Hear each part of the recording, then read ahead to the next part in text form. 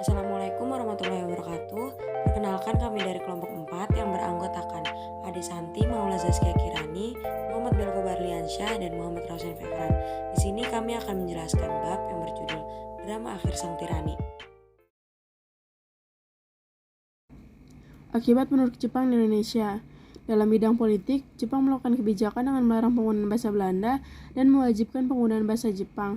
Struktur pemerintahan dibuat sesuai dengan keinginan Jepang, misalnya desa dengan ku, kecamatan dengan so, kabupaten dengan ken, dan kepresidenan dengan shu.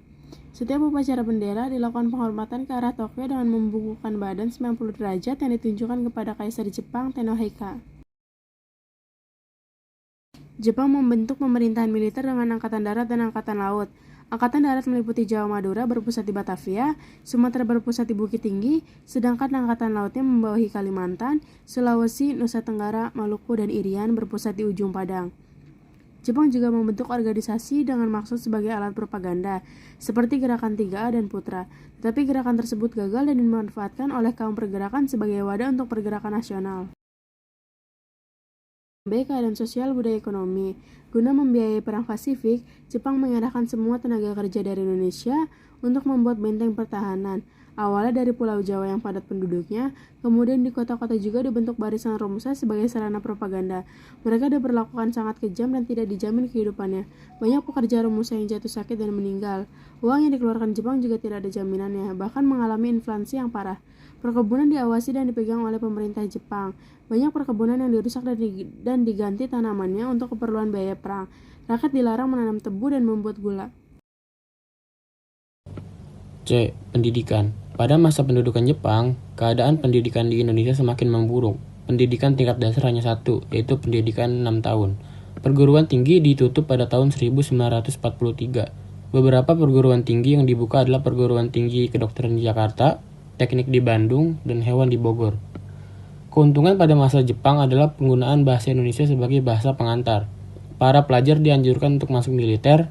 Mereka dianjurkan heiho atau pembantu prajurit. Pemuda juga dianjurkan masuk barisan, seinendan, dan keibodan atau pembantu polisi. D. Birokrasi dan militer. Dikeluarkannya Undang-Undang Nomor 27 tentang Aturan Pemerintahan Daerah dan Undang-Undang Nomor 28 tentang Aturan Pemerintahan Shu dan Tokubetsushi. Maka berakhirlah pemerintahan sementara. Pembentukan provinsi yang dilakukan Belanda diganti dan disesuaikan dengan struktur Jepang. Pada masa penduduk Jepang juga dibentuk Chousangi-in yang fungsinya sama dengan Volksrat. Perbedaan antara masa penjajahan sebelumnya dengan Jepang yaitu rakyat Indonesia mendapatkan manfaat pengalaman dari bidang ketentaraan, pertahanan, dan keamanan.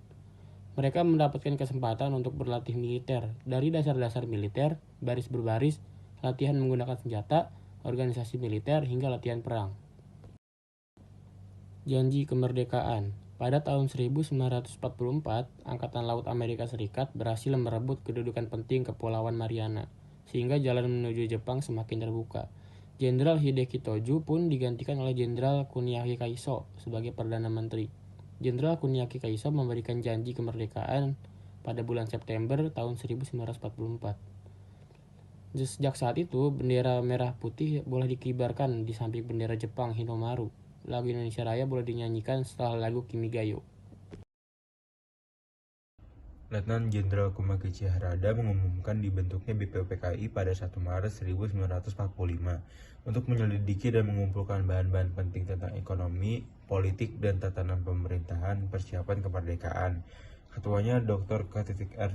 Terajiman Wahyudiningrat, wakilnya R. P. Suroso, anggota terdiri dari 60 orang tokoh Indonesia dan 7 orang Jepang. Sidang BPUPKI dilakukan 2 tahap. Tahap pertama tanggal 28 Mei 1945 sampai 1 Juni 1945. Dilakukan di Gedung Chousangi-in di Jakarta, yang sekarang dikenal sebagai Gedung Pancasila. Pada sidang tahap kedua pada tanggal 10 sampai 11 Juni 1945. Dibahas dan dirumuskan tentang Undang-Undang Dasar. Dalam sidang pertama, Soekarno mendapat kesempatan berbicara 2 kali, tanggal 31 Mei dan 1 Juni 1945. Pada tanggal 1 Juni pukul 11.00 WIB, Soekarno menyampaikan pidato pentingnya dasar negara dan landasan filosofi dari suatu negara merdeka. Soekarno mengusulkan dasar-dasar negara. Awalnya Soekarno mengusulkan Pancadharma, tetapi Pancadharma dianggap tidak tepat, sehingga dinamakan Pancasila, sila yang artinya azas atau dasar. Sebelum sidang pertama berakhir, BPUPKI membuat panitia kecil yang terdiri dari 9 orang. Panitia kecil itu menghasilkan rumusan yang menggambarkan maksud dan tujuan Indonesia merdeka. Kemudian disusun bersama dasar negara Indonesia merdeka yang biasa dikenal Piagam Jakarta. Selanjutnya, Panitia Persiapan Kemerdekaan Indonesia atau PPKI. Setelah tugas-tugasnya selesai, BPUPKI dibubarkan, lalu dibentuklah PPKI pada 7 Agustus 1945.